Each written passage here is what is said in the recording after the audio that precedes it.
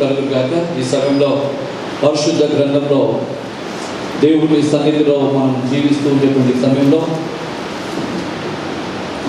ప్రతి స్థలానికి కూడా ఒక ఇంపార్టెన్స్ ఉంటుంది. ఎప్పుడు కూడా జ్ఞాపకం చేసుకోవాలి. చిన్నప్పుడు పెళ్ళిళ్ళు జరుగుతూ ఉంటే తాటాకులు డేరాలు వేసుకునే వాళ్ళు పెళ్ళిళ్ళు చేయడానికి. అవి ఇంటి ముందు పచ్చగా ఉండేవి. అవి ఎండిపోయినా కూడా దానికి అంటించిన రంగుల కాగితాలు రంగులతో కనపడి ఫేడ్ అయిపోయే వరకు కూడా ఆ యొక్క వివాహం వేసేటువంటి డేరాలు కానీ టెంట్లు కానీ ఆ రోజుల్లో వెనకట ఉండిపోతూ ఉంటాయి. మామిడి తోరణాలతో పచ్చగా గృహాలు అలంకరించుకుంటూ ఉండేవాళ్ళు. ఇది పచ్చని పెళ్లి పందిరి అన్నట్టుగా ఆ రోజుల్లో చూస్తూ ఉండేవాళ్ళు.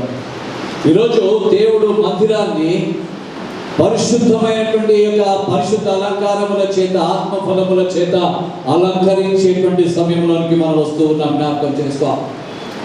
అనాది కాలంలో గొర్రెల యొక్కయు మేకల యొక్కయు రక్తము చేత మనుషులు పరిశుద్ధులుగా మార్చబడి అలంకరించబడినటువంటి స్థితిలో కనిపించేవాళ్ళు. కానీ ఈ కాలంలో దేవుని యొక్క ఉన్నతమైన పిలుపులో గొర్రె పిల్ల రక్తము చేత కడగబడి పెళ్లి కుమారుని యొక్క వివాహ మహోత్సవానికి దేవుడు సంఘాన్ని సిద్ధపరుస్తూ ఉన్నాడు అనే విషయాన్ని మీకు జ్ఞాపకం చేయాలని ఇష్టపడుతూ ఉన్నాను. ఎందుకంటే దేవుడు పెళ్లి కుమారుడుగా రాబోతూ ఉన్నాడు. వధువు సంఘాన్ని పరిమళ తైలముతో సువాసన ద్రవ్యములతో విలువైనటువంటి వాటితో సిద్ధపరుచుకున్న రీతిలో దేవుడు మందిరాన్ని కూడా గొర్రె పిల్ల రక్తముతో కడిగి తన వాక్యము చేత శుద్ధీకరించి అగ్ని చేత కాల్చి సువర్ణము వలె మార్చుకుని దేవుడు మందిరాన్ని అలంకరించుకునేటువంటి క్రమంలో మనము వధువ సంఘములాగా దేవుడు సంఘాన్ని మనల్ని తీర్చిదిద్దుతున్నాడు అనే విషయాన్ని మీకు జ్ఞాపకం చేయాలని ఆశపడుతూ ఉన్నా. ప్రతి తండ్రి కూడా అనుకుంటారు, పెళ్ళైనప్పుడు నా కుమారుడు లేకపోతే నా కుమార్తె వాళ్ళ లైఫ్లో బెస్ట్ పర్సన్ లాగా ఆ రోజు కనపడాలి. వివాహం రోజు చిన్నప్పుడు పుట్టి ఫస్ట్ బర్త్డే వేసుకున్న బట్టల కంటే చనిపోయినప్పుడు విలువైన అత్తరు బట్టలు మంచి బట్టలు సూట్ వేసి తొడిగించే దానికంటే కూడా ప్రతి తల్లిదండ్రి ఆశపడేది నా కుమారుడు నా కుమార్తె పెళ్లి జరుగుతున్నప్పుడు చాలా బ్యూటిఫుల్ గా నా శక్తికి మించి కనపడాలి అని ఆశపడుతూ ఉంటారు ప్రతి తల్లి ప్రతి తండ్రి. ఈరోజు దేవుని వాక్యాన్ని పంచుకునేటువంటి క్రమంలో దేవుడు మనల్ని అలంకరించేటప్పుడు it is going to the best time in your life time. నీ లైఫ్ టైంలో ఆ సమయం ఒక ప్రత్యేకింపబడిన సమయంగా దేవుడు ఉంచాలని ఆశపడుతున్నాడు. ప్రార్థన చేసుకుని వాక్య ధ్యానంలోనికి వెళ్దాం. ఈ సమయంలో పరిశుద్ధుడమైన తండ్రి నీకు వందనాలు చెల్లిస్తున్నా ప్రభువా. ఈ సమయంలో మీ వాక్యాన్ని పంచుకోవడానికి నేను సిద్ధపడుతూ ఉండగా ప్రభువా నన్ను సిద్ధపరచమని ప్రార్థన చేస్తున్నా. ప్రభువా వినగలిగినటువంటి చెవులు, గ్రహించేటువంటి హృదయము, లోపడేటువంటి స్వభావాన్ని మేము మాకు అనుగ్రహించమని వేడుకొని ప్రార్థన చేస్తున్నా. ఈ సమయము మమ్మల్ని మేము సిద్ధపరచుకుని ప్రభువా మిమ్మల్ని ఎదుర్కోగలగడానికి మీ కుమారులుగా కుమార్తెలుగా మమ్మల్ని సిద్ధపరచమని వేడుకొచ్చున్నా. మేము సిద్ధపడితే ఏదో లోపం కనపడుతుంది. ఎలాగైతే ఎస్తేరు ప్రభువా హేగే అనేటువంటి శత్రుడికి అప్పగించుకున్నప్పుడు ఆయన దేవుడు తన తండ్రి రాజుకి అవసరమైన రీతిలో సిద్ధపరిచాడు. అలాగే ఈరోజు యేసు ప్రభుకి మనల్ని మనం అప్పగించుకుంటే దేవుడికి ఇష్టమైన రీతిలో మనల్ని సిద్ధపరుస్తాడు. అలాగే ప్రభా మీరు మీ వాక్యం చేత మమ్మలను సంఘాన్ని ప్రభా పెళ్లి కుమార్తె సంఘముగా సంఘాన్ని తీర్చిదిద్ది మీరు మహిమ పొందమని మీ వాక్యాన్ని మీ నామాన్ని గొప్ప చేసుకోమని యేసు పరిశుద్ధ నామంలో ప్రార్థించి అడిగి వేడుకుంటూ ఉన్నాము తండ్రి. ఆమేన్.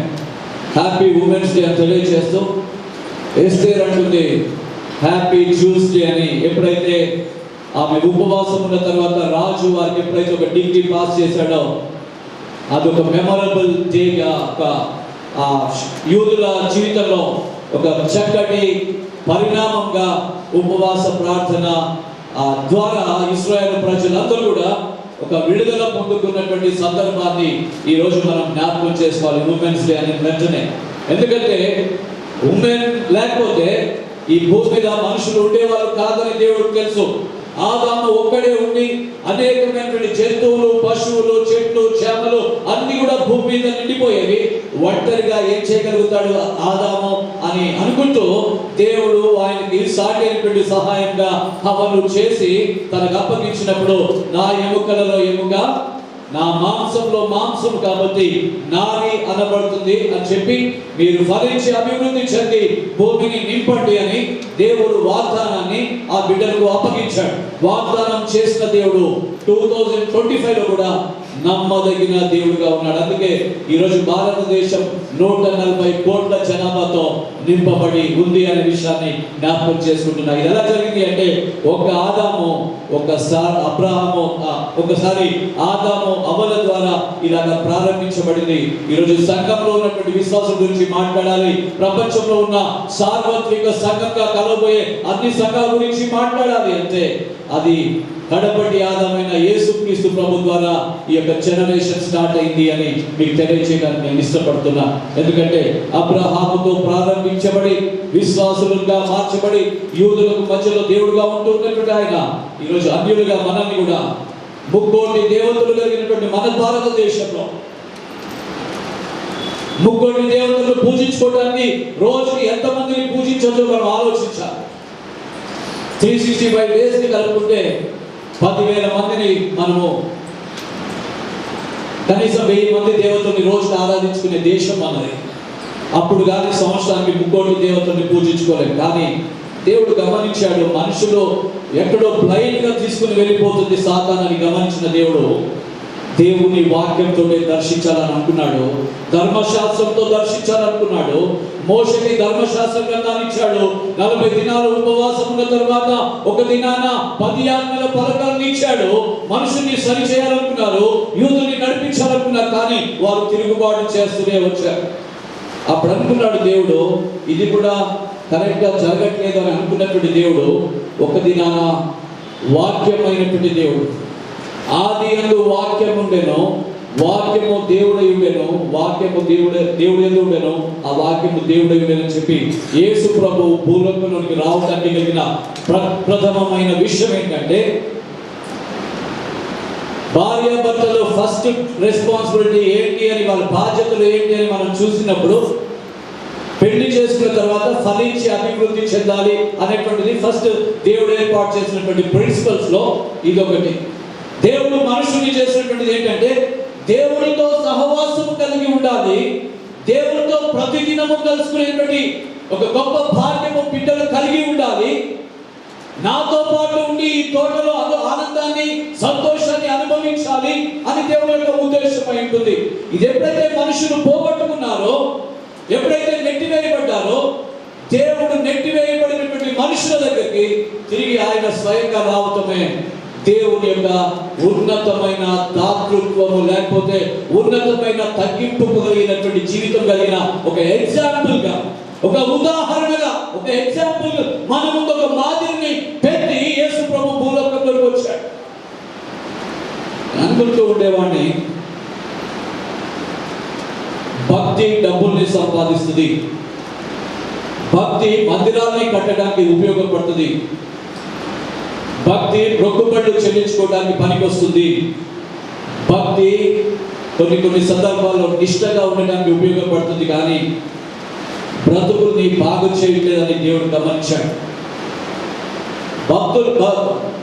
బిడ్డల జీవితాన్ని పరలోకానికి తీసుకురాని భక్తి ప్రయోజనం ఏంటి అని ఆలోచించాడు దేవుడు. జ్ఞాపకం చేసుకోవాలి. ఈరోజు మనం అనేక మందిని ఆరాధించుకుంటూ ఉన్నా ఒకటి జ్ఞాపకం చేసుకోవాలి, పిహెచ్డీలు 10th, inter, degree, engineering, medical, ఇంకోటి పిహెచ్డీలు చదివి చివరికి దానివల్ల ప్రయోజనం ఏమీ లేకపోతే ఎంత నష్టపోయానో ఒకసారి ఆలోచించి వెనక్కి తిరిగి పరిగెత్తుకుంటూ మళ్ళీ వెనక్కి వెళ్ళి ముందుకు రావాలంటే అవకాశం లేదు. ఈరోజు జ్ఞాపకం చేసుకోవాలి, చిన్నప్పుడు it is a chemical change అని ఎలా అయితే చూస్తామో, ఫిజికల్ చేంజ్ వేరు, కెమికల్ చేంజ్ వేరు. ఆత్మీయ జీవితంలో మనుషులు భక్తి పారవస్యులైపోయి నష్టపోతున్నారని దేవుడు చూసినప్పుడు నిజమైన భక్తిని దేవుడు నేర్పించడానికి యేసు ప్రభు స్వయంగా ఈ లోకంలోకి రావాల్సినటువంటి అవసరం వచ్చింది. చాలాసార్లు చాలా వింటూ ఉంటాము, మందిరములో ఇంట్లో ఫాదర్ మదర్ చిల్డ్రన్ రిలేషన్షిప్ ఉంటుంది. మందిరంలో ఫాదర్ మదర్ చిల్డ్రన్ అనేటువంటిది వదిలేసుకుని పరలోకపు తండ్రి రిలేషన్ని ప్రతి ఫాదర్ మదర్ చిల్డ్రన్ కూడా దేవుడితో కలిగి ఉండడానికి, ఒక సంబంధాన్ని కలిగి ఉండడానికి ఇక్కడికి మనం సిద్ధపడి వస్తూ ఉంటాం. ఇక్కడ ఏం దొరుకుతాయి తెలుసా? Not only physical relationship with God, it is also a spiritual relationship with Jesus Christ. ఆత్మ సంబంధమైనటువంటి బంధ సంబంధాన్ని దేవుడితోటి మనం ఏర్పాటు చేసుకుంటూ ఉంటాం. తండ్రితోటి మంచి సంబంధాన్ని ఏర్పాటు చేసుకునేటువంటి ఈ యొక్క మందిరము అలాంటి స్థలంగా ఈ మందిరాన్ని మనం చూసుకుంటూ వెళ్ళిపోతూ ఉంటాం. ఇది కానుకలు సమర్పించేటువంటి స్థలంగా దేవుడు చూడడు. ఇది దేవుడు వచ్చి మాటలు చెప్పుకుని వెళ్ళిపోతానికి తీర్థయాత్రల స్థలంగా దీన్ని దేవుడు చూడడు. దీన్ని అందరూ వచ్చి ఒక పిక్నిక్ స్పాట్ గా దేవుడు చూడడు. కానీ దేవుడు ఇక్కడ అందరూ వచ్చినప్పుడు భక్తి పారవస్యంతో దేవునికి దగ్గరై దేవునిలో అంటకట్టబడి వెళ్ళేటప్పుడు అందరూ కూడా వాళ్ళు పాపపు భారమంతా వదిలివేసుకుని వీపు మీద ఉన్నటువంటి భారము, హృదయంలో ఉన్నటువంటి నేరస్థాపన చేసినటువంటి ప్రతి దోషాన్ని యేసు ప్రభు దగ్గర వదిలేసుకుని వెళ్ళిపోవడానికి అవకాశం ఉంది. కాలేజీలో చదువుకునేటువంటి రోజుల్లో ట్రైన్లో ఒకసారి కొన్ని ఊరికి అటు ఇటు వెళ్తున్నప్పుడు, కృష్ణా బ్యారేజ్ వచ్చినప్పుడు, లేకపోతే కొంతమంది ఇంకా వేరే చోటుకి వెళ్ళేటప్పుడు కూడా కొన్ని చిల్లర పైసలు తీసుకుని దాంట్లో పడేస్తాం. ఇది ఒక భక్తి భావాన్ని వేస్తే పుణ్యము అని చెప్తారు. ఈరోజు ఒకటే గుర్తుపెట్టుకోవాలి, లక్షలు పోసి దేవుణ్ణి పొందామని అనుకున్న వాళ్ళు కూడా ఉన్నారు. కట్టలు డబ్బులు, కిలోల బంగారం కూడా సమర్పించిన వాళ్ళు ఉన్నారు. హృదయాన్ని మాత్రం సమర్పించట్లేదు. జ్ఞాపకం చేసుకోవాలి.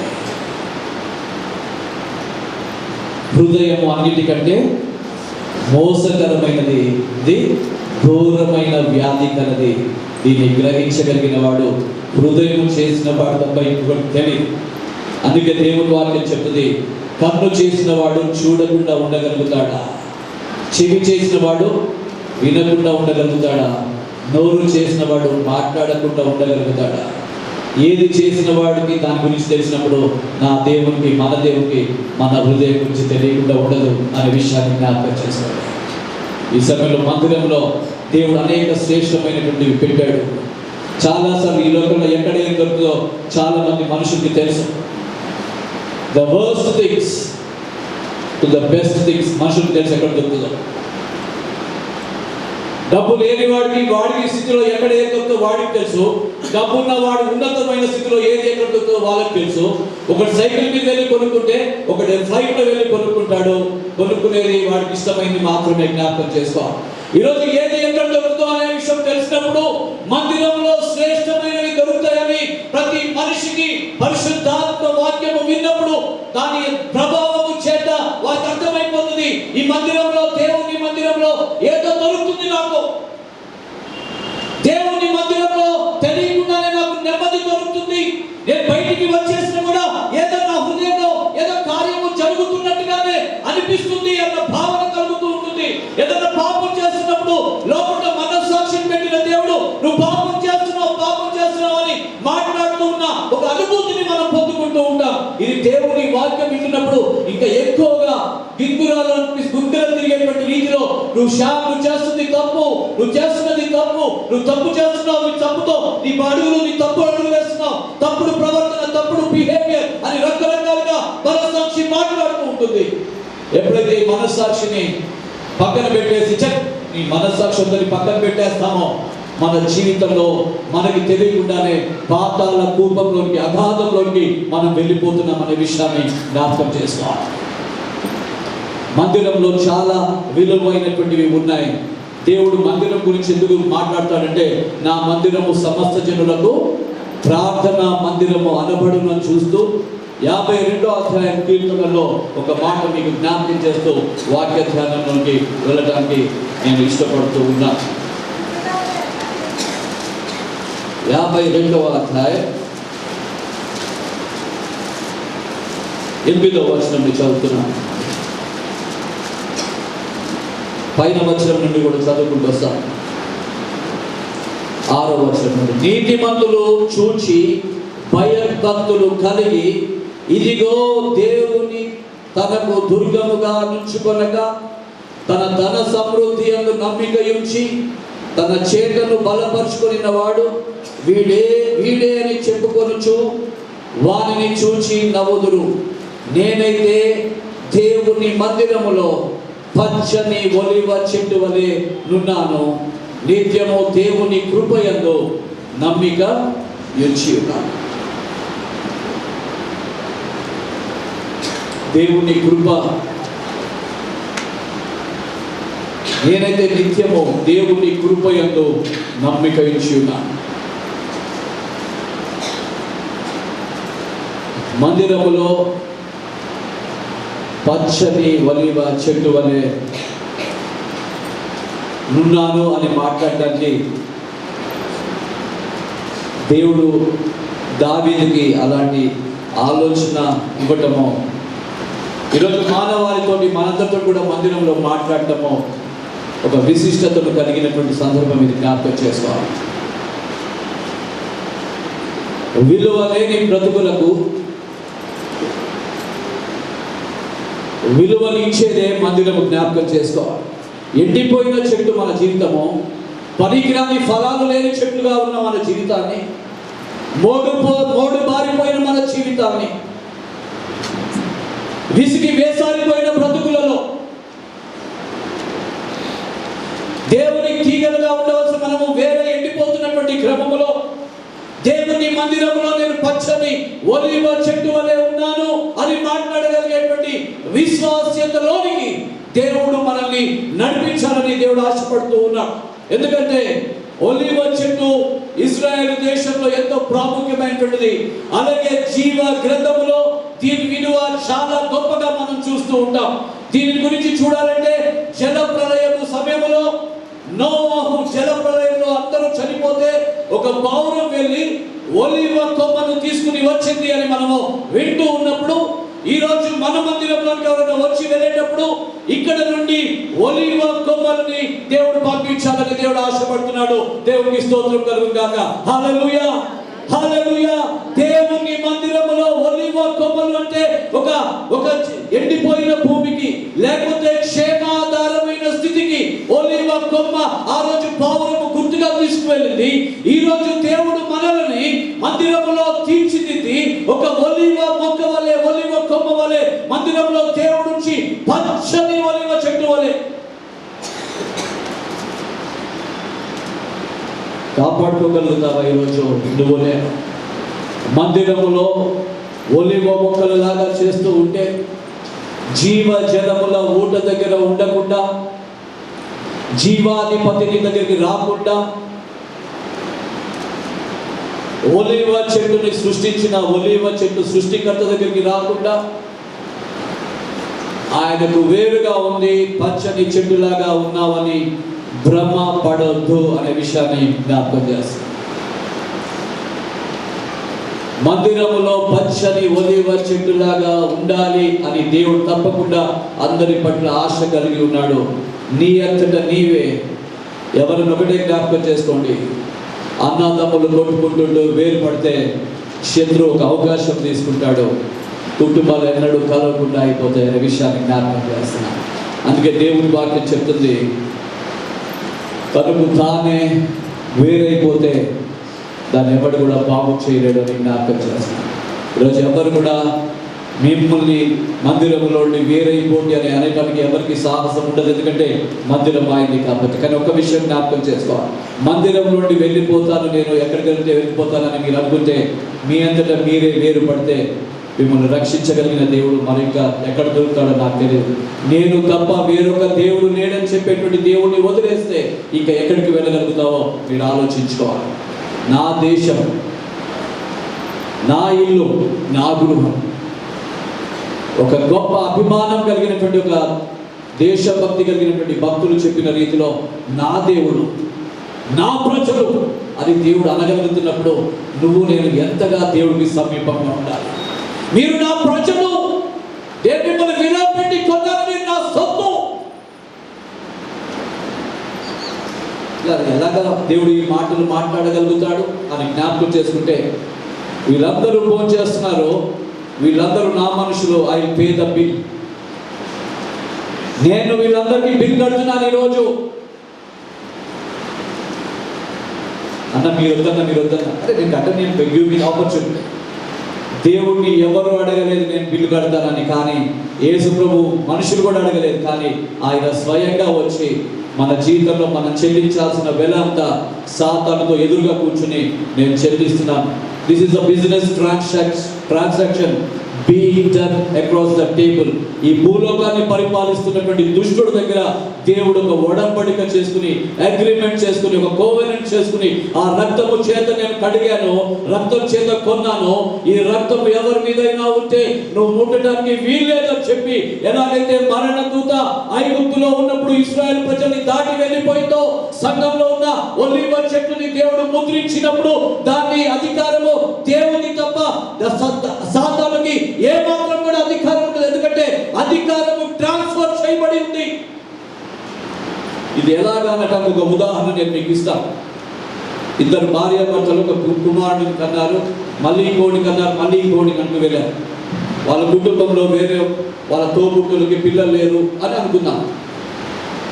అక్క లేకపోతే బాబా, అక్క లేకపోతే వదిన, అమ్మ వదిన, ఏదో రిలేషన్ కలుపుకుని మీకు చాలా మంది ఉన్నారు కదా, మీ పిల్లల్ని నాకు ఇమ్మంటే సరే తీసుకోండి అంటే, సరే అని చెప్తే తీసుకోండి. నేను we have to have an agreement. ఏం కావాలి? ఒక అగ్రిమెంట్ కావాలి. ఎందుకంటే వీడు నా కొడుకు అని చెప్పుకోవడానికి నాకు అధికారం కావాలని వాళ్ళు ఒక వీలునామా రాసుకుంటారు, కోర్టులో అవి సబ్మిట్ చేస్తారు. అప్పటి నుంచి వీళ్ళు ఆ గర్భంలో పుట్టిన father of some new father పేరు అక్కడ రాబడుతుంది. జ్ఞాపకం చేసుకోవాలి. ఈ రోజు నుంచి సంఘం జ్ఞాపకం చేసుకోవాల్సిన విషయం ఏంటంటే, we are bought with the precious blood of Jesus. ఇక లోకంలో సన్ ఆఫ్ అని రాసుకుంటాం, కానీ ఆత్మీయంగా చూసినప్పుడు నేను దేవుని కుమారుడను, దేవుని కుమార్తెనై ఉన్నానని జ్ఞాపకం చేసుకుంటూ, దేవుడు ఏదైతే యేసు ప్రభు చెప్తాడో, నేను తండ్రి ఏది చేయటం చూశానో అదే నేను చేస్తున్నాను. నేను నాకు సొంతంగా ఏది చేయలేకపోతున్నాను, ఎందుకంటే I am attached to my father. అందుకే చాలాసార్లు నాకు కొన్నిసార్లు కొద్దిగా నవ్వు వస్తూ ఉన్నటువంటి విషయాలు కనిపిస్తాయి. చిన్నప్పుడు నేనేం చేస్తానో పెద్ద నా పిల్లలు కూడా అవే చేయటం నేను చూస్తాను. చిన్నప్పుడు నేనైతే సీక్రెట్గా ఉంచానో నా పిల్లలు కూడా నా దగ్గర సీక్రెట్గా ఉంచుతున్నాను. చిన్నప్పుడు నేను ఏదైతే కొంతమందికి నష్టం కలిగించానో అదే నష్టం నేను నా జీవితంలో కలగడం నేను చూస్తున్నాను. ఇవన్నీ కూడా జైసా ఫాదర్ వైసా బేటా అన్నట్టు ఈరోజు జ్ఞాపకం చేసుకోవాలి. Whatever we sow we have to reap that's all. ఏదైతే విత్తుతామో ఆ పంట పోయాల్సిందే, దాన్ని ఇంకొక ఎక్స్ట్రాడినరీగా కొత్తగా ఏమి రావు. ఆత్మీయంగా విత్తుకుంటే మాత్రం సాతాను సంబంధమైన గురుగులు వస్తాయి, కానీ శరీర సంబంధంగా విత్తుకున్నప్పుడు శరీర సంబంధమైన పంట పోయాల్సిందే. దావీదు నువ్వు ఏడవాల్సిందే, దావీదు నీ కొడుకు తిరుగుబాటు చేయాల్సిందే. ఎందుకంటే నువ్వు నా హృదయానుసరుడు, కానీ నువ్వు చేసిన శరీర సంబంధమైన పాపాన్ని బట్టి you have to always read that. మందిరంలో ప్రతి ఒక్కరు కూడా గుర్తు పెట్టుకోవాల్సినటువంటి విషయం, చాలాసార్లు ఎందుకు నా పిల్లలు ఇలా చేస్తున్నారని మనం ఆలోచించినప్పుడు భయం వేస్తూ ఉంటుంది కదా. ఒక్కసారి నేను ఆ రోజుల్లో ఇలా చేశాను, ఇలా ప్రవర్తించాను, నేను ఎంతమందిని జీవితాల్లో నేను ఒక పనికిరాని వాడిగా ఉన్నాను, ఈరోజు నా పిల్లలు నా కుటుంబంలో మంచివారిగా ఉండాలని నేను ఎంత ప్రయాసపడినా వారు నిష్ప్రయోజకులుగా అయిపోతున్నారు. వాళ్ళలో మంచి చూడాలని అనుకుంటున్నాను, కానీ చెడే కనిపిస్తుంది. ఇది ఎక్కడి నుంచి వచ్చింది? అరే చెట్టులో ఉండే అయ్యొచ్చుది కదా, అదే చెట్టు కదా విత్తనం ఇది కూడా. కాబట్టి పంటని బట్టి చెట్లని గుర్తుపట్టవచ్చు, నీ పిల్లల్ని బట్టి నువ్వేంటో, నీ తల్లిదండ్రులు ఏంటో గుర్తుపట్టవచ్చు. పిల్లల ప్రవర్తనను చూసి పేరెంట్స్ని పిలిచి పేరెంట్స్ని ఆనర్ చేస్తారు కొంతమంది. ఎందుకు తెలుసా? You are the wonderful parent. Parent teachers meeting జరిగేటప్పుడు పిల్లల్ని కొంతమందిని అప్రిషియేట్ చేస్తారు. మీ పిల్లవాడు the best student in the class. ఎలాగంటే వాడి ప్రవర్తనను బట్టి you have taught him very good discipline అని నేర్పించగలుగుతారు. డిసిప్లిన్ ఇస్ నాట్ సంథింగ్ ఏదో ఎక్కడి నుంచో రాదు. దేవుని వాక్యంలో నుండి ఇవి తరఫీదు ఇవ్వబడతాయి. జ్ఞాపకం చేసుకోవాలి.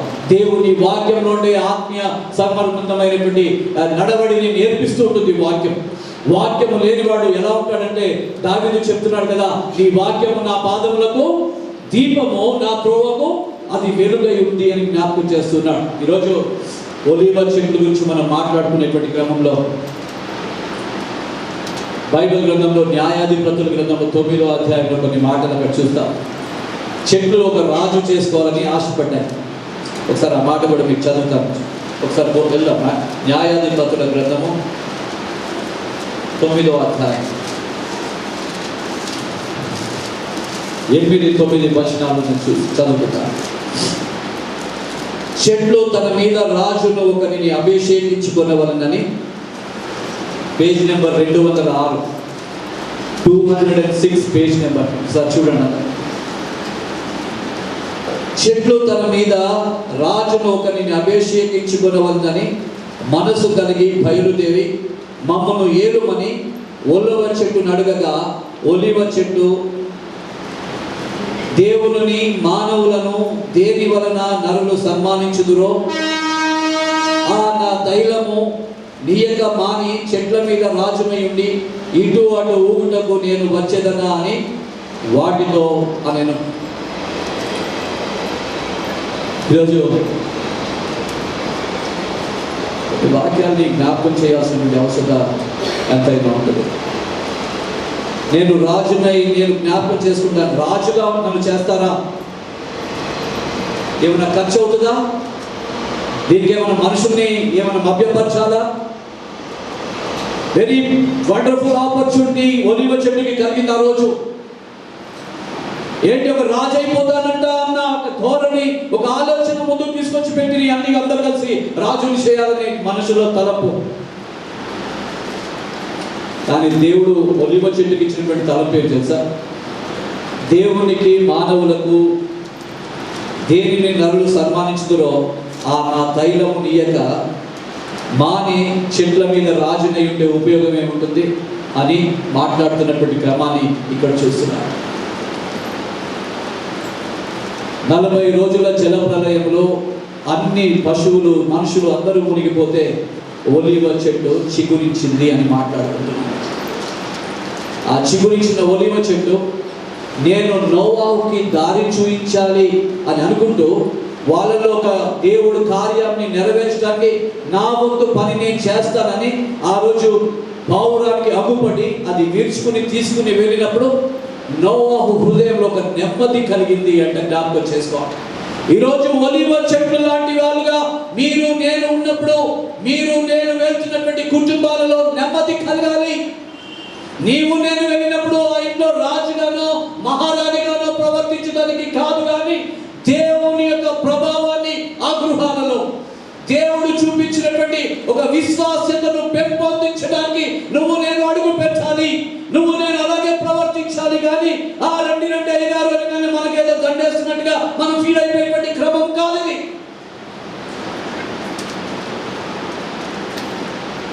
ఈరోజు చాలా జాగ్రత్తగా 2 ఆకులు తీసుకొస్తేనే ఇంత ఇదిగా నోవాహు సంతోషపడిపోతే, ఒక చెట్టు ఉంది మందిరంలో, ఒక ఒలివ చెట్టు.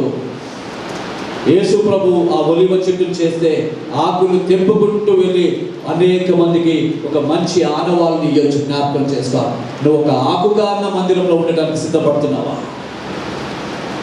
Can you be all you leave at least? ఒక ఆకులాగా మనము మందిరంలో ఒలివ ఆకులాగా ఉండగలుగుతామా? పచ్చని ఆకులాగా.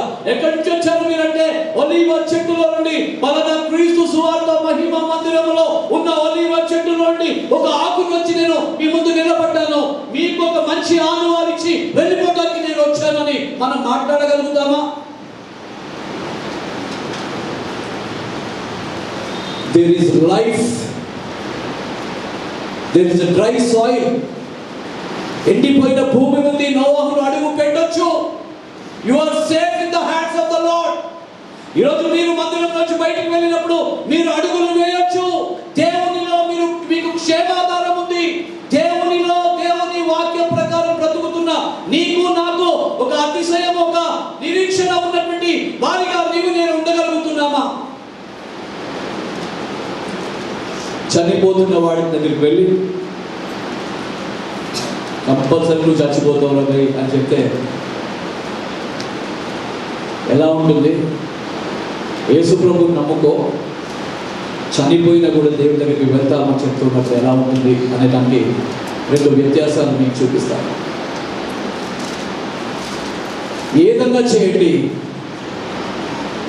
మా వాళ్ళని కాపాడండి. మీరు ఏదన్నా చేయండి, ఎంత డబ్బైనా ఖర్చు పెడతామో, we want hour loved ones to be alive, survive అయి రావాలి.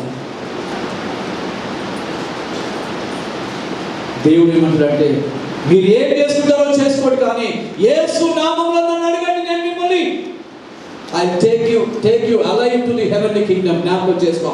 ఎంత డబ్బు ఖర్చు పెడతామని దేవుడు అడగడు, కానీ నన్ను ఎందరైతే అంగీకరిస్తున్నారో, మీ డబ్బు అవసరం లేదు, మీ బంగారం అవసరం లేదు, మీ చదువులు అవసరం లేదు, మీ సంస్కారం అవసరం లేదు, మీరు ఏంటో అవసరం లేదు, మీరు ఏ కులము, ఏ మతము, ఏ జాతి ఏమి అడగను నేను, కానీ మీరు విశ్వాసం కలిగి నన్ను అంగీకరించారు కాబట్టి it is my responsibility to take you to heaven. వీడే నిజమైనటువంటి నాయకుడు అని అనిపించుకుంటాడు. టైటానిక్ షిప్లో మునిగిపోతున్నప్పుడు కొన్ని అన్ని ముక్కలు అయిపోయిన తర్వాత చాలా మంది ఆ యొక్క బద్దల్ని పట్టుకుని, ఓడ బద్దల్ని పట్టుకుని వేలాడుతూ ఉన్నారు. ఒకటే ముక్కని ఇద్దరు పట్టుకుని వేలాడుతున్నారు. అప్పుడు ఇద్దరు ఒక ఆయన అంటున్నాడు దానితో, ఆర్ యు సేవ్? నువ్వు రక్షించబడ్డావా? ఏం రక్షణ? యేసు ప్రభు రక్షకుడు నీకు తెలుసా? తెలియదు. యేసు ప్రభు నమ్ముకుంటే నువ్వు నిజంగా పరలోకానికి వెళ్ళగలుగుతావు. యేసు ప్రభు నన్ను విశ్వాసం ఉంచు, దేవుడు నిన్ను బ్రతికిస్తాడని చెప్పాడు. ఇవన్నీ ఊరికే మాటలు చెప్పొద్దు, ఇట్లాంటి మస్తు విన్నాం అన్నట్టుగా మాట్లాడుతూ వచ్చాడు. మరి నువ్వు రక్షణ పొందుకున్నావా అని అడిగాడు రక్షణ లేనివాడు. అవును అంటే, నేను ఈరోజు చనిపోయినా కూడా దేవుడి దగ్గరికి వెళ్తానని నాకు నమ్మకం, నాకు ఆ నమ్మకాలు లేవంటున్నావు అని ఎదుటి వ్యక్తి అంటూ ఉన్నాడు. వెంటనే అన్నాడు, ఇక మనకు సమయం వచ్చింది, ఇది ఇద్దరిని భరించలేకపోతుంది. నేనైతే రక్షించబడ్డాను, చనిపోయిన పరలోకానికి వెళ్తాను, నువ్వు రక్షించబడలేదు. నువ్వు ఒక్కడివి ఇది ముక్కలు పట్టుకుంటే నువ్వు సేఫ్గా ఉంటావు, నీకోసం ఇది వదిలేసి నేను వెళ్ళిపోతున్నానని ఆయన ముక్కలు వదిలేసి చనిపోయాడు. ఈయన మిగిలిన వాడు రక్షించబడ్డాడు. తర్వాత వెళ్ళి సాక్షి బిడ్డగా నిలబడ్డాడు. ఈరోజు ఒలీవ మొక్కలాగా ఉండడానికి దేవుణ్ణి గట్టిగా పట్టుకుని అవసరమైతే రక్షణ కొరకు నీ జీవితాన్ని వదిలేసుకుని కొంతమందిని రక్షించుకోగలుగుతాం. వదులుకొని రక్షించుకోగలుగుతావా? The last minute operation salvation. Operation థియేటర్లో లాస్ట్ ట్రయల్ చేస్తున్నారు. బ్రతకొచ్చు, బ్రతకకపోవచ్చు. అన్ని అగ్రిమెంట్స్ అయిపోయినాయి, సంతకాలు వెళ్ళిపోయినాయి. బ్రతకొచ్చు, బ్రతకకపోవచ్చు, కానీ నేను చనిపోతాను, నువ్వు బ్రతుకుతావు కాబట్టి నేను నిన్ను బ్రతికించుకోవడానికి నేను నా రక్తము చిందిస్తున్నానని యేసు ప్రభు ఒక డాక్యుమెంట్ సైన్ చేసి ఈ రక్తము అందరినీ కాపాడాలని ఆయన సిలువలో వేలాడి తన రక్తము చేత తన రక్తము శిలను రాసి వెళ్ళిపోయాడు. కాబట్టి ఆయన రక్తము వలన ఈరోజు మనం నీతిమంతులుగా తీర్చబడుతున్నాం అనే విషయాన్ని జ్ఞాపకం చేసుకోవాలి.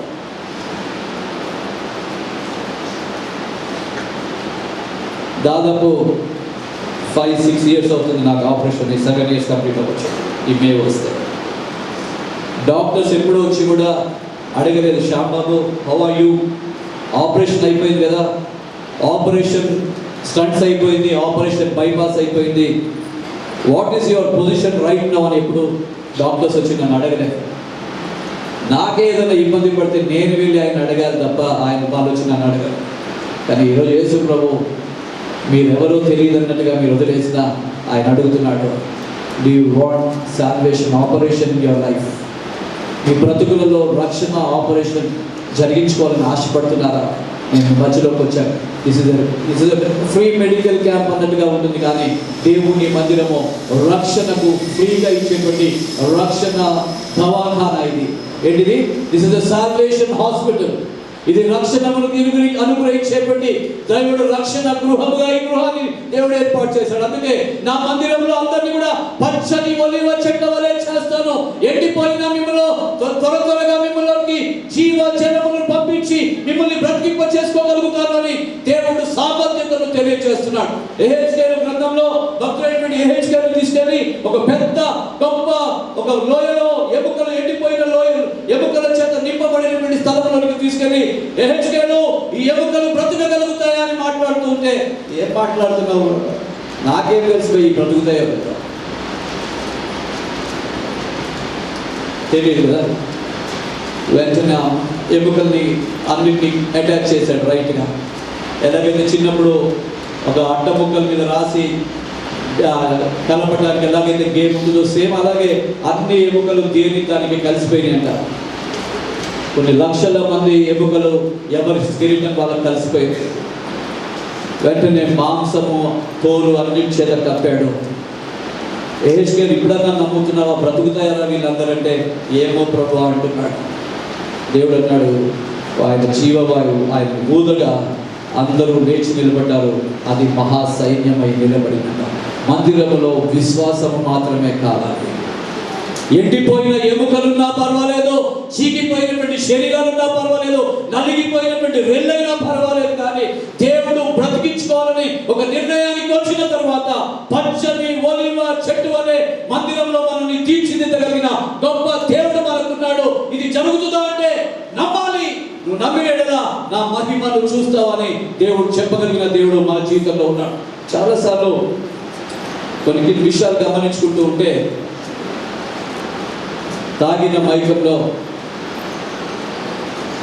మన యాక్సిడెంట్లో ఒక ఆడపిల్లలు 3-4 తాగేసి వెళ్ళి కుక్కట్పల్లి ప్రాంతంలో అందరినీ గుద్దుకుంటూ వెళ్ళిపోయారు.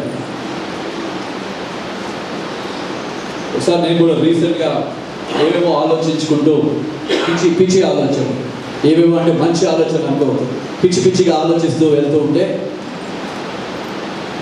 నా ముందున్న వాళ్ళందరూ వెళ్ళిపోతున్నారు, నేను కూడా వాళ్ళని ఫాలో అవుతున్నాను. రెడ్ లైట్ గ్రీన్ లైట్ పోయింది, వాళ్ళు వెళ్ళిపోతున్నారు, నేను కూడా వెళ్ళిపోతున్నాను. కానీ నేను వెళ్తున్న క్రమంలో రెడ్ లైట్ వచ్చేసింది. నా మీదకి ఒక ఆటో ఒక బండి వచ్చి బేవకూఫై గ్యారేజ్ అదే రోషం వచ్చింది. వెనక్కి దింపాలనుకున్నా ఈ ట్రాఫిక్లో వెనక్కి వెళ్ళలేము. తప్పు నాది, రోషం తెచ్చుకుంటే ఉపయోగం లేదు. ఏంటి తప్పు చేసినోడు రోషం తెచ్చుకుంటే ఉపయోగం ఉండదని తెలిసిపోయినా. నేను అనుకున్నాను, దేవుడు 40 దినాలు ఉపవాసం ఉన్న తర్వాత సాతానుడు ఆయన శరీర సంబంధమైన అలసట అలసిపోయి ఓపిక లేని సమయంలో తీసుకెళ్ళి ఎత్తైన స్థలంలోనికి తీసుకెళ్ళి ఈ రొట్టె తూకమని చెప్పటం, రొట్టెలు తినమని చేసుకుని రాళ్ళని తినమనటం, ఈ రాజ్యమంతా నీకు ఇస్తానని శోధించిన రీతిలో గుర్తుపెట్టుకోండి, ఎవరన్నా ఈ లోకంలో ఎటో వెళ్ళిపోతున్నారు అన్నప్పుడు యు ఆర్ ఇన్ డేంజర్. దురాత్మలు యేసు ప్రభువుని ఎత్తుకుని వెళ్ళిపోయింది అక్కడికి తీసుకెళ్ళింది ఎత్తైన స్థలంలోకి. మనం కూడా దేవుని దగ్గర ఆలోచనలో తలంపులు లేకుండా అటు ఇటు వెళ్ళిపోతున్నాం అని అనుకుంటున్నప్పుడు the spirit which doesn't belong to God, మీ ఫ్రెండ్షిప్ లో ఉండే, మీకు రిలేషన్షిప్స్ లో ఉండేటువంటి, మీ యొక్క బలహీనతలో ఉండేటువంటి ఈ యొక్క లోక సంబంధమైనటువంటి స్పిరిట్స్ అన్ని కూడా దురాత్మల సమూహము ఎక్కడెక్కడికో తీసుకువెళ్ళిపోతూ ఉంటే పైనుండి కిందకి స్విమ్మింగ్ పూల్లో దూకుతారు, పంటకి తగిలి చనిపోతారు. కొన్నిసార్లు చూస్తూ ఉంటే ఇస్రాయేల్ యూదురాలు వచ్చి ఎక్కడో కర్ణాటకలో హంపి అనేటువంటి చోటుకు వెళ్తూ ఉంటే తన జీవితాన్ని పాడు చేశాడు. దురాత్మలు ఎక్కడ ఎప్పుడు ఉంటాయో మనకు తెలియదు. దురాత్మల ద్వారా ఇక్కడికి దురాత్మలు ఉండే స్థలంలోకి వచ్చి క్షేమంగా వెళ్ళిపోలేకపోయింది. ఈరోజు దురాత్మల చేత ఎవరన్నా ఉంటే క్షేమంగా బయటికి వెళ్ళిపోతామని అనుకోవద్దు. It will hurt you. అది మిమ్మల్ని బలి తీసుకోగలుగుతుంది, అది మిమ్మల్ని మరణంలోకి తీసుకెళ్ళగలుగుతుంది. మీరు ఇక్కడి నుంచి దూకేయండి పర్వాలేదని చెప్తుంది, మీరు పని చేయండి ఏం కాదులేని మిమ్మల్ని మోసగించగలుగుతుంది. ఇలాగ మోసం చేయడానికి యేసు ప్రభుని తీసుకెళ్తే యేసు ప్రభు ద్వితీయోపదేశ కాండంలో కొన్ని అధ్యాయంలో మాటల్ని చెప్పి యేసు ప్రభు అన్ని కూడా ద్వితీయోపదేశ కాండం 8వ అధ్యాయం 3వ వచనంలో జీసస్ అంటాడు, మనుషులు రొట్టె వలన మాత్రమే కాదు దేవుని నోట నుండి వచ్చు ప్రతి మాట వలన బ్రతుకును అని చెప్తూ ఉంటాడు. అలాగే పైకి తీసుకెళ్ళిన తర్వాత 91వ కీర్తన 11-12 వచనాల్లో ఈ దేవదూతలకు ఆజ్ఞాపిస్తాడు, నిన్ను కాపాడుతాడు, పైనుంచి దూకమంటే దేవుడు దానికి కూడా ఆ ద్వితీయోపదేశ కాండం 6వ అధ్యాయంలోంచి దేవుడు అంటూ ఉన్నాడు, నువ్వు శోధించొద్దని చెప్పి వెనక్కి వెళ్ళిపోమని చెప్తాడు. అలాగే దేవుడి చేత మనం చూస్తే ఈ రాజ్యాలన్నీ నీకు ఇస్తానంటే, అరే నువ్వు నాకు రాజ్యాలు ఇచ్చేదండి, I'm the king of king, I'm the king of king and the lord of lord అని చెప్తూ ఆయన ఈ రాజ్యాలన్నీ నావి అని చెప్పి ఆయన తోసివేసి దేవుడిని శోధించొద్దు వెళ్ళిపోమని చెప్తారు. It is only with the word of God that you can overcome all the temptations on earth. భూమి మీద ప్రతి శోధనను జయించడానికి వాక్యమే ఆధారం. పిల్లలు ఎవరైనా ఎప్పుడు తప్పు చేస్తున్నప్పుడు చూస్తూ ఊరుకుని, తప్పులో దొరికిపోయినప్పుడు నా కొడుకంటే నా అంత చేయడు, నా కుమార్తె ఇంకా చేయదని మనం చెప్పుకుంటూ వెళ్ళటంగా, no father no mother wants to కొడుకుల్ని వదిలేసుకోవాలనుకో. కాబట్టి తప్పు చేసినా తప్పులు కవర్ చేసుకోవటమే మనకు తెలుసు. దేవుడు మనల్ని ఇక్కడ తప్పుల్ని కవర్ చేసుకుని బ్రతకండి అని చెప్పడానికి మందిరాన్ని ఏర్పాటు చేయాల. వాక్యాన్ని అందించి వాక్యముతో మిమ్మల్ని మీరు కవర్ చేసుకోండి అమ్మా అని నేర్పించేదే మందిరము. వాక్యము చేత జీవితాన్ని బాగు చేసుకోండి అని చెప్పేదే మందిరము. వాక్యము చేత ప్రభా నేనేమై ఉన్నానో అది నీ కృప వలనే అని తెలుసుకునేటువంటి స్థితిలోకి రాగలగాలి. నా కుమారుడా అబ్షాలోమా, నా కుమారుడా అబ్షాలోమా, నా కుమారుడా, ఎందుకు నా మీద తిరుగుబాటు చేశావు? నేనైనా నీ స్థలంలో చనిపోతే బాగుండేది అని మాట్లాడుతున్నాడు దావీదు. ఎందుకంటే అది శరీర సంబంధమైన హార్ట్ తోటి ఆయన మాట్లాడుతున్నాడు. ఎందుకంటే కుమారుల మీద కుమార్తెల మీద తల్లిదండ్రులకి ప్రేమ ఉంటుంది. కానీ పక్కనే ఉన్న వాళ్ళు అంటున్నారు, నీ కొడుకు దుర్మార్గుడు, నీ మీద తిరుగుబాటు చేశాడు, నిన్ను చంపడానికి ప్రయత్నం చేశాడని చెప్పి యోవాబు మరికొందరు కలిసి ఆయన చెట్టు మీద వేలాడుతుంటే చంపేశారు. తర్వాత ఆయన ఏడవటం తప్ప మిగిలింది ఏం లేదు. అందుకే ఈరోజు తండ్రులు, అన్నదమ్ములు, అక్క చెల్లెలు మనం ఎవరు కూడా మన తోబుట్టులతోటి ఇంకొకరితో ఉండలేము. చివరికి మనం కూడా మనతో పాటు ఉండలేకపోతున్నాం. ఎందుకంటే దురాత్మ మనల్ని ఉన్నప్పుడు నేను ఏమి చేయాలనుకుంటున్నానో అది చేయలేకపోతున్నాను, ఏమి చేయకూడదు అనుకుంటున్నానో అదే చేస్తున్నాను, ఏది చేయకూడదు అనేది చేస్తున్నానో అది నన్ను మరణ పంచలోకి తీసుకెళ్ళిపోతుంది. ఒక్క సెకండ్ దేవుడు నన్ను కాపాడకపోతే యాక్సిడెంట్ లో మళ్ళొకసారి హాస్పిటల్ వెళ్ళేవాడిని. ఒకవేళ చనిపోతే మార్చరికి డెడ్ బాడీ వెళ్ళేది. ఇది దురాత్మలు చేసేటువంటి పని అనే విషయాన్ని జ్ఞాపకం చేసుకోవాలి. అబ్షాలోము తండ్రి మీద తిరుగుబాటు చేయకపోతే ఆయన రాజుగా దేవుడు దావీదుకి హృదయం ఇచ్చేవాడేమో రాజ్యం చేయడానికి. కానీ ఆయన రాజ్యం కోసం ముందే పరిగెత్తి రాజు తండ్రిని చంపి రాజ్యంలో తీసుకోవాలనుకున్నాడు. కాబట్టి దేవుడు మెచ్చల ఆయన ఆలోచనని. ఎప్పుడన్నా జ్ఞాపకం చేసుకోండి, దేవుని బిడ్డలు జ్ఞానముతో ప్రవర్తిస్తారు. అజ్ఞానులాగా పరిగెత్తము, అజ్ఞానులాగా మనం ఆలోచించము. ఎందుకంటే యెహోవా యందు భయభక్తులు కలిగి ఉంటే జ్ఞానమునకు మూలము. ఒక్క క్షణము యుద్ధ సమయమందు దావీదు ఏదో ఆలోచిస్తూ ఉన్నప్పుడు చిన్న పొరపాటు చేశాడు. దేవుడి దగ్గరికి వచ్చి ఏడుస్తూ అంటున్నాడు, ప్రభువా నన్ను నీ నుండి దూరం చేయొద్దు, నాలో నుండి పరిశుద్ధాత్మను తీసివేయద్దు అని చెప్తూ నేను పచ్చని ఒలివ మొక్క వలె మందిరంలో ఉండాలని అనుకుంటున్నాను. నీ కుమారుడిగా కుమార్తెగా ఉండాలని ఆశపడుతున్నాను.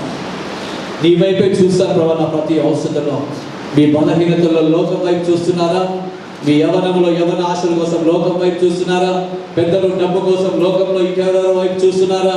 లేకపోతే నీకు బలహీనతలు ఫుల్ఫిల్ చేసుకోవడానికి అక్కడ ఇక్కడ పరిగెత్తుతున్నారా? కాదు, దావీదంటాడు, కొండల వైపు నా కన్నులు ఎత్తుచున్నాను, నాకు సహాయము ఎక్కడి నుండి వచ్చిన. మీ బాధల్లో, ఇరుకుల్లో, ఇబ్బందుల్లో, కష్టాల్లో, అవమానంలో, దుఃఖంలో, ఈ కుటుంబంలో మాటలు వినని అసమాధానకరమైన పరిస్థితుల్లో నీవు పచ్చని ఒలివ మొక్కలాగా ఉంటే నీ కుటుంబాన్ని నోవాహుతో నోవాహులాగా దేవుడికి నోవాహుకి మధ్యలో ఒలివ చెట్టు కొమ్మ ఎలాగైతే ఉపయోగపడిందో దేవునికి నీ కుటుంబం మధ్యలో నీ కుమారుడు నీ కుమార్తె లేకపోతే నీవు నీ యజమానుడు లేకపోతే యజమానుడు ఒక ఒలివ కొమ్మలాగా మందిరంలో ఉండగలుగుతావు. తలలు వంచండి, ప్రార్థన చేసుకుంటాం. తలలు వంచండి, ప్రార్థన చేసుకుంటాం. ప్రభువా నేను ఒక మందిరంలో పచ్చని ఒలివ చెట్టు వలె ఉంచుతానని నువ్వు చెప్తున్నావు. ప్రభా మనం అలా చేయవా ప్రభా అని దేవుడి వైపు చూద్దాం. ఈ సమయంలో